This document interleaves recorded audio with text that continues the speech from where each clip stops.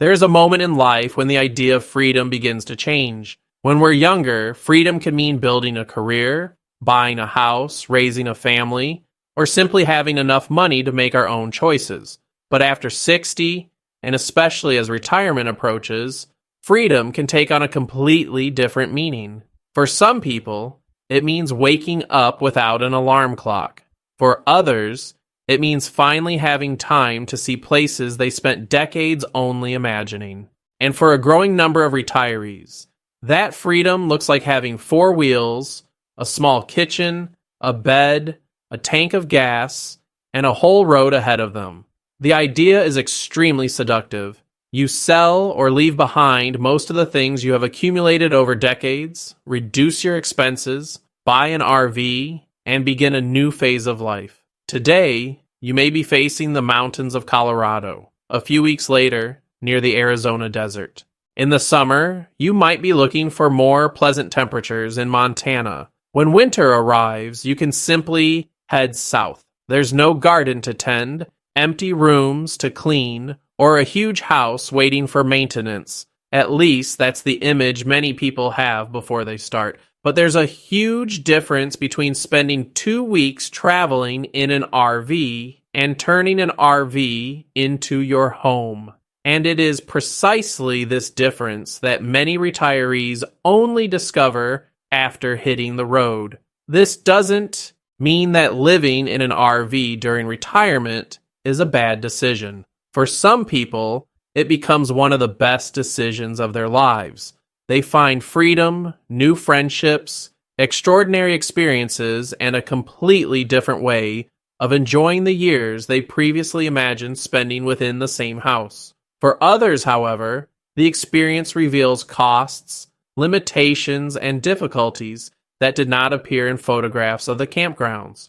So, before you sell your house, buy a motorhome, or imagine that life on the road will automatically be simpler. There are a few things that many experienced travelers wish they had understood from the beginning. The first is perhaps the most important. Living in an RV does not necessarily mean living cheaply. This is one of the most attractive ideas about this lifestyle. Without a big house, without some of the traditional expenses, and with the ability to control where you stay, it seems logical to imagine that your expenses will drop dramatically, and they can fall, but that completely depends on how you intend to live. A retiree who owns a paid-off RV, stays in the same place for weeks or months, uses affordable campgrounds, and drives relatively little may have a very different financial reality than someone who financed an expensive motorhome and wants to constantly travel across the country. Start with the vehicle itself. An RV is not just a small house. It can also be a complex vehicle that experiences vibration, heat, cold, rain, long distances, and constant wear and tear. Tires age. Batteries need to be replaced. Electrical systems have problems. Air conditioning may stop working just when you're traveling through an extremely hot region. Water pumps fail. RV refrigerators may require repairs. Leaks appear. External components suffer from the weather. And depending on the type of RV, you'll still have maintenance related to the engine, transmission, brakes, and other automotive systems. The problem isn't simply that these things cost money. Many of them happen irregularly. For several months, everything can work perfectly. Then suddenly you get an expense that wasn't in the budget.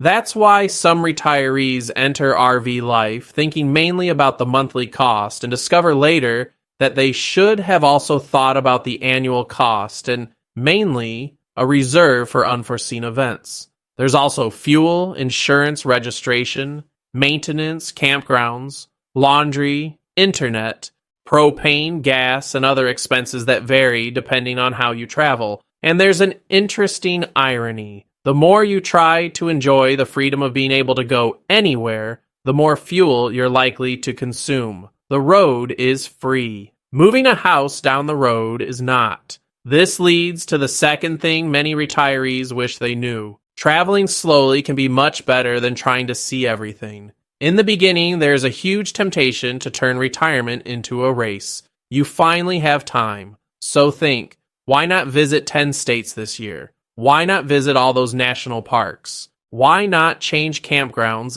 every 3 days? For a while, this can be exciting. You wake up, put everything away, disconnect water and power, check the compartments, prepare the RV, drive for a few hours, arrive at the next destination, park, level the vehicle, connect the systems again, organize the interior, and finally get comfortable. A few days later, he repeats everything, and then again.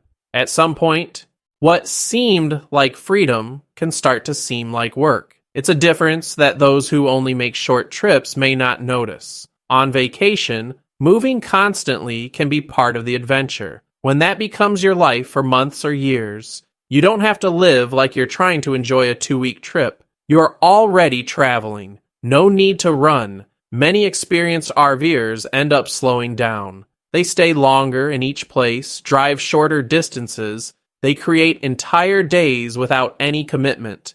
They begin to appreciate not only the destinations, but also the tranquility of staying where they are. This can also reduce fuel costs, reduce wear and tear on the vehicle, and make the experience physically less tiring.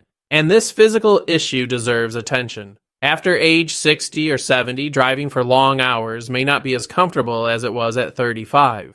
Assembling and disassembling certain structures may require more effort. Repeatedly getting in and out of the vehicle, dealing with stairs, carrying objects, and making small repairs are details that seem insignificant when viewed separately. But life in VR is made up of just these little details. Therefore, the best RV is not necessarily the biggest, most luxurious, or most impressive. And this is the third thing that many retirees wish they had understood before purchasing. The size of the RV changes just about everything. When you walk into a huge motorhome at a dealership, it's easy to fall in love. There is space, an impressive kitchen, a comfortable room, maybe a big bed, multiple televisions, and enough storage to take up half the house. You start to imagine that life, but the experience inside a dealership doesn't show what it will be like to drive that vehicle down a narrow road, find a suitable gas station, enter certain campgrounds, or park in a small town. On the other hand, a very small RV solves many of these problems but creates others. Less space means less storage, a smaller kitchen, maybe a less comfortable bathroom, less privacy for a couple, and when it rains for 3 days in a row, that space that felt cozy during a 20-minute visit can start to look very different. There is no perfect size for everyone. There is a right size for the way you really intend to live. And here's the important word, really. Don't buy thinking about the imaginary trip you'll take once a year. Think about the other 350 days. Where are you going to sleep? What will it be like to get up at night? Is it easy to get into the bathroom? Can you access the bed without difficulty? Are there high steps? Can you prepare a meal while someone else is inside the RV? If one of you wants to sleep and the other wants to watch TV or read, is there enough space? Can you get to the things you use every day without having to move 5 objects? These questions don't show up in the pretty pictures, but they can determine whether you'll still love that RV after 6 months. Some people find out this the expensive way, by buying the wrong RV, using it for a while, and then replacing it. And exchanging an RV isn't like returning a shirt that's outgrown. There may be depreciation, financing costs, taxes, fees, and a difference between what you thought you owned and what someone is actually willing to pay. Therefore, trying before you buy can be one of the smartest decisions. Renting different models, spending a few days in them, and paying attention to small inconveniences can reveal much more than hours watching tours on the internet. But even when you find the right vehicle, there's a fourth reality that many people don't anticipate. The freedom of the road requires planning. It seems contradictory. You buy an RV precisely because you want freedom. Then you discover that you need to think about reservations, routes, weather, fuel, water, waste disposal, maintenance, internet, and where you will sleep. In certain regions and times of year, popular campgrounds can get very busy. If you intend to visit popular destinations in high season, simply arriving late in the afternoon hoping to find a space may not be a comfortable strategy. At the same time, booking everything months in advance eliminates some of the spontaneity that made RVing appealing. This balance between planning and freedom is something every traveler needs to discover. There are people who like to know exactly where they will be for the next 8 weeks. Others prefer to decide a few days before. Neither approach is necessarily better, but living permanently without planning can create stress, while planning every minute can turn adventure into an agenda. Climate also becomes an important part of this equation. A traditional home stays where it is as the seasons change. An RV allows you to move around. This is a huge advantage, but it also means you need to pay attention to what's going on around you. Extreme heat can make life uncomfortable and increase dependence on air conditioning. Very low temperatures can pose challenges for pipes and water systems. Strong winds are much more noticeable when your home has wheels and a large side surface. Storms that you might watch calmly from your home window may require a different stance when you're parked at a campground. Over time, many travelers develop a new relationship with the weather. They don't just ask, "Will it rain tomorrow?" They ask, "Do I want to be here next week?" This ability to move with the seasons is one of the great advantages of RV life, but making the most of it requires knowledge and planning. The fifth thing that many retirees don't expect is that freedom and solitude can occupy the same space. Imagine the first few months. New cities, novas paisagens, different people, no boss, no mandatory routine. It seems impossible to be bored. But traveling and belonging somewhere are different experiences. When you spend decades in the same community, you build an almost invisible network around you. You know neighbors. There are doctors. Know where to buy your things. Maybe you go to the same church, club, restaurant, or coffee shop. Filhos e netos podem estar relativamente próximos. Friends know your story. When you start moving constantly, part of this structure is left behind. Technology helps a lot. Video calls, messaging, and social media allow you to stay in touch from virtually anywhere, but they do not completely replace presence. Some retirees find that they don't miss home, they miss people. This doesn't mean RV life has to be lonely. Quite the opposite. Campgrounds and traveling communities can create extraordinary friendships. People who would never have met in their old lives end up sharing meals, bonfires, stories, and routes. You can meet someone in Arizona, meet them again months later in another state, and maintain that friendship for years. Mas isso normalmente exige iniciativa. É preciso conversar to participate. Return to certain places. Build a mobile community. For a naturally sociable person, this can happen quickly.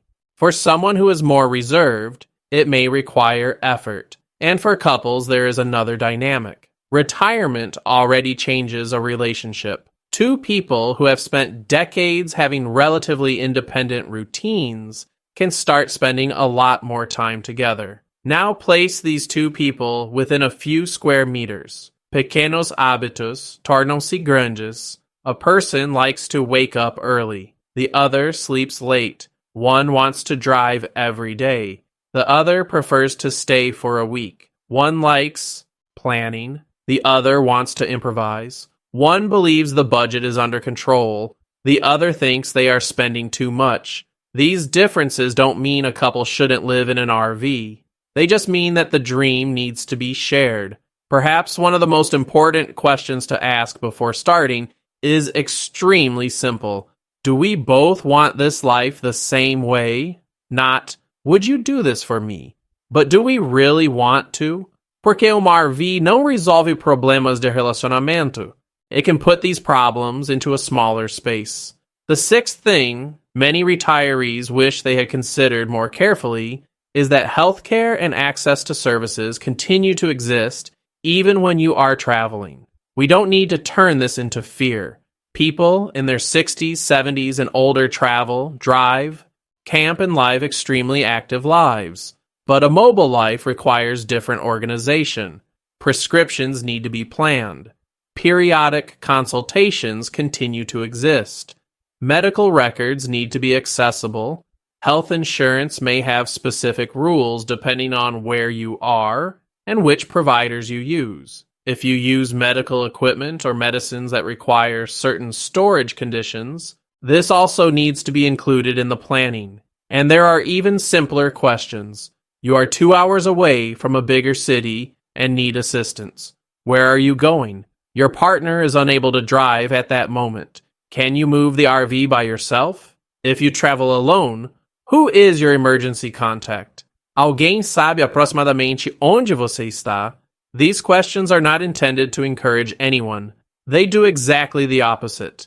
The better prepared you are, the greater your freedom will be. Because independence doesn't mean pretending we'll never need help. Independence means creating systems that allow us to continue living the way we choose even when something unexpected happens. This also goes for the RV itself. Many people start out thinking that they need to learn how to fix absolutely everything. It is not necessary, but understanding the basics can make a huge difference. Know where certain components are. Understand your electrical system. Know how to turn off the water. Recognize signs of leaks. Get to check the tires. Have essential tools. Know when a problem is simple and when it's time to look for a professional. These skills bring a sense of security that does not appear when you simply purchase the vehicle. And finally, we come to the seventh thing, which is perhaps the most emotional of all. You probably don't need to take your entire old life with you. When someone spends 30 or 40 years building a house, the objects begin to tell a story. Furniture, books, tools, clothes, photographs, gifts, dishes, documents, children's objects, things inherited from parents, items you haven't used in 15 years, but still seem too important to throw away. Then comes the time to put everything inside an RV. It's impossible, and one of the most difficult parts of the transition begins. Deciding what stays and what goes. At first, downsizing seems like a space issue. Then you realize that it is also an emotional issue. We are used to measuring part of stability by the things we own. The house, the garage, the furniture, the stored objects. Giving up part of this can cause an unexpected feeling of loss, even when the decision was voluntary. Some people sell almost everything quickly and then regret certain items. Others rent a warehouse and end up paying for years to store things they never use again. Perhaps the best approach is not to turn letting go into a competition. You do not receive a prize for only owning 50 objects. The point is to discover what really deserves to accompany the next phase of your life. This also applies to the RV itself. When there is little space, each object needs to justify its presence. You start to realize how many things you kept just because there was space to keep them. Inside an RV, space is a resource. Weight too. The simpler the environment becomes, the more evident it becomes what you actually use. And there is something curious that many travelers report after some time. What initially seemed like a loss can start to seem like lightness. Less things to organize, less things to clean, less things to maintain, fewer things occupying your attention. But this doesn't happen the same way for everyone. For some people, a permanent home represents security, identity, and belonging. And there is absolutely nothing wrong with that. RV living is not a superior evolution of retirement, it's just an alternative. This is perhaps the most important conclusion of all. There is a tendency to romanticize different choices, Anyone who lives in a house looks at the RV passing down the road and imagines freedom. Anyone who has lived in an RV for months can look at a house with a garage, large bathroom, and its own laundry room and imagine comfort. Every choice exchanges some advantages for others. A house offers space and stability, but it ties you down geographically. An RV offers mobility, but reduces space and adds logistics. A home may require roof, garden, and home systems maintenance. An RV also requires maintenance, but of a different nature. In a house, you know your neighbors. On the road, you can meet hundreds of people. In a house, the landscape changes slowly. In an RV, you can open the door to a different landscape several times a month. There is no universal answer. There is compatibility. The question shouldn't just be, is RV life a good retirement? The better question is, RV life suits me? Do you like driving? Can you handle change well? Do you prefer experiences over space? How do you react when a plan needs to change? Can you live with less stuff? Do you like solving small problems? Does your budget support not only expected expenses, but also unforeseen events? If you're traveling with someone, do you share similar expectations? Do you intend to travel constantly or stay for long periods in each region? And perhaps the most important question, what do you hope to find on the road that you feel is missing in your current life? If the answer is just, I want to spend less, it's worth doing the math very carefully. If it's, I want to escape my problems, remember that some problems travel with us. But if the answer involves curiosity, experiences, simplicity, nature, new communities, and a genuine desire to live differently, then perhaps there is something there worth exploring. And exploring doesn't mean selling your house tomorrow. This is another important learning.